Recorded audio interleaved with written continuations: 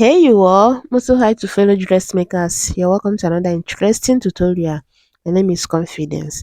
In this video, I'll be showing you how to make this dress that you can see on the left hand side of your screen that I used to make this one you can see on the right hand side of the screen. So if you're interested in learning how to go about the whole concept, how to make this dress from scratch to finish, then you know what to do. Definitely watch this video to the end, and without further ado, let me show you how to go about it.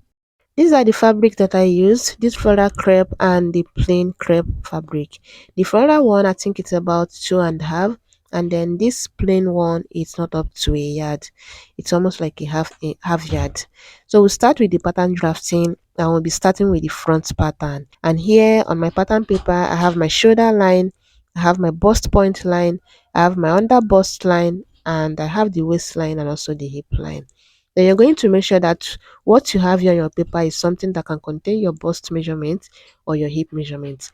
Either of them that is bigger, you're going to use that to create a space for your pattern, yeah? So if it is your hip measurement that is bigger, you're going to divide your hip circumference by two equal halves. Then you add 2 inches to it, yeah? And then divide it into two equal halves again and use it to mark out the space for your pattern. But here, what I have here would contain the bust measurement and the hip measurement effectively. So on the shoulder line, I will mark the shoulder measurement divided by 2. Then I'll go down to the chest line. And on the chest line again, I'll mark the shoulder measurement divided by 2. Then I'm going to mark my chest line here too and use my ruler to mark it out, just as you can see me do it here. Once I'm done with that, I'm going to mark her standard neck width, then come down here to slope the shoulder and connect from the shoulder slope to the neck width, just like this. Then I'm going to mark her actual neck width like this, then go down to her neck depth, and here I use about 8 inches because she mentioned that she does not want anything that will expose her body. So yeah, 8 inches worked as you see it from the start of this video. But yeah, we are going to leave it like this, the neck width and the neck depth, and come back to it. Now on the chest line, I'll mark the bust measurement divided by 4. Then I'm going to now measure from the shoulder slope down to the chest line, divide that into two equal halves, and then on that point I'll be going into half inch. Once I'm done with that, I'm going to connect it like this just to make the armhole curve from the shoulder slope to that half inch, and then from that half inch to the bust width.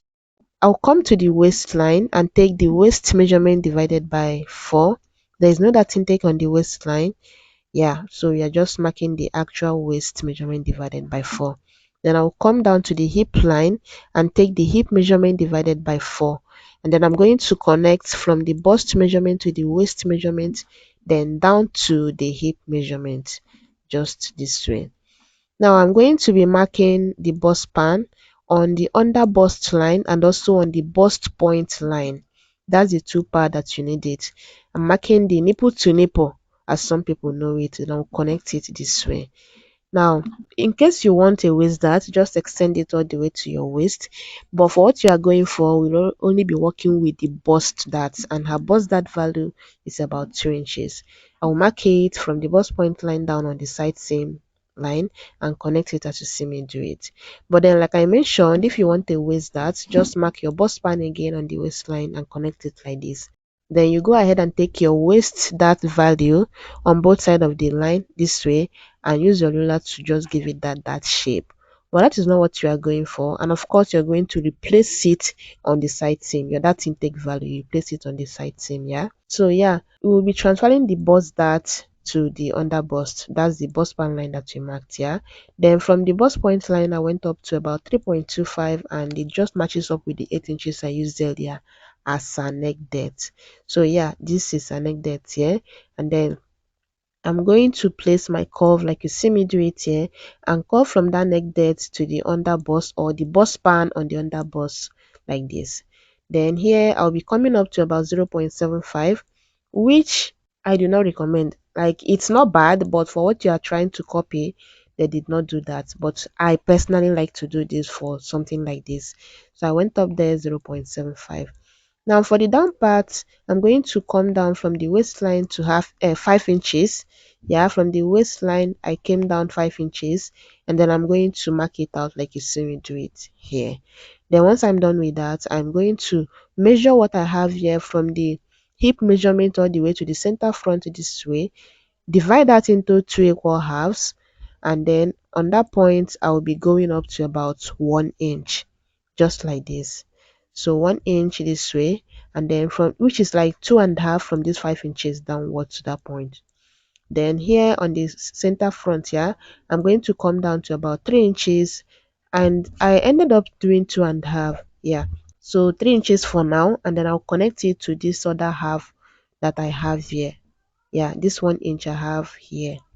And then once I'm done with that, I'm going to use my curve to blend it nicely, just make it more pronounced. Then I'm going to place my curve this exact way and curve it to the side seam. And then that 5 inches we have earlier, yeah, you see that I'm going up to about half inch from that point, which means that on this side seam now I have 4.5 instead of that 5 inches that I marked earlier. Do you understand? So afterwards, this is the shape that we have.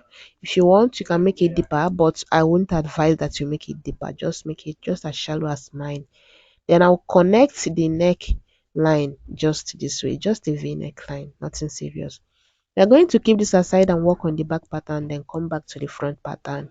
Here on the back pattern, I have the shoulder measurement, the shoulder line, the waistline, and then the hip line.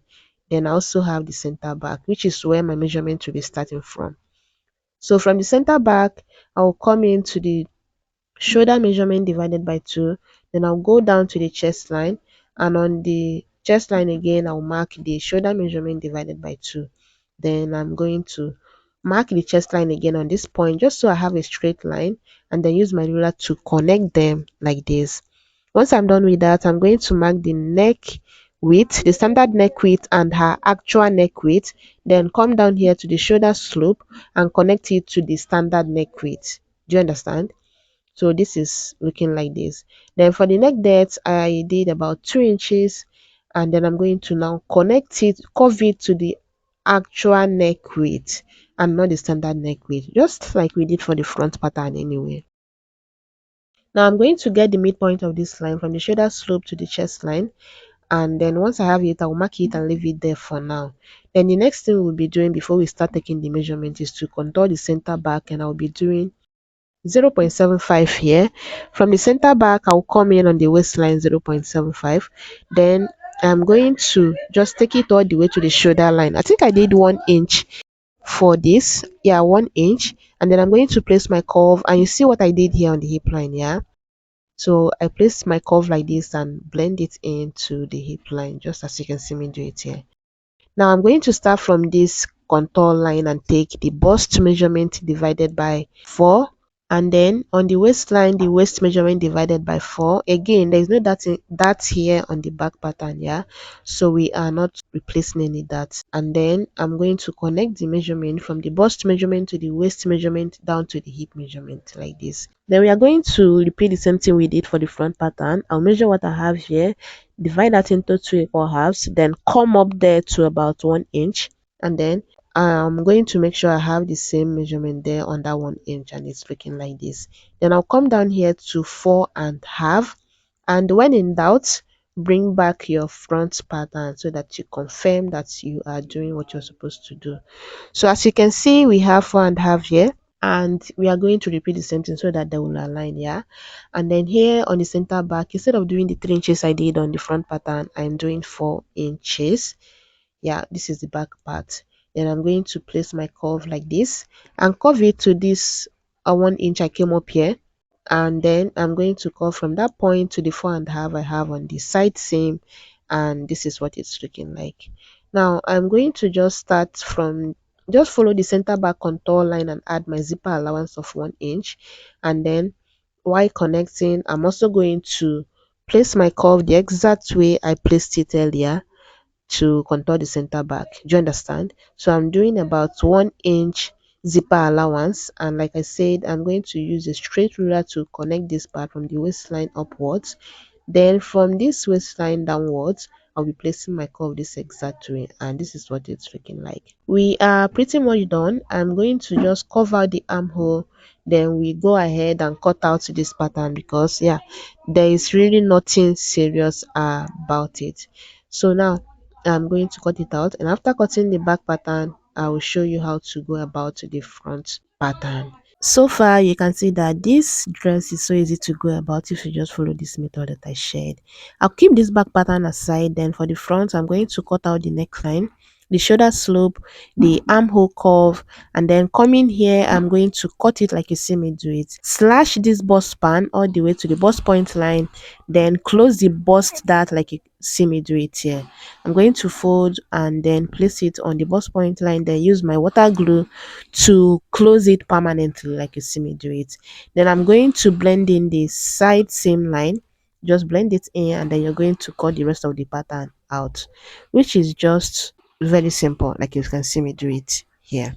So once we are done with this, is what we have for the front pattern, and then I'm going to bring in the back pattern, because as you can see from the start of this video that I use the same concept for both front and back. So yeah, once I also want a plain fabric on the back pattern, yeah, so I'm going to use this one now to match it up, as you can see me do it here. And I had some excess here, which I'll just trim it out later.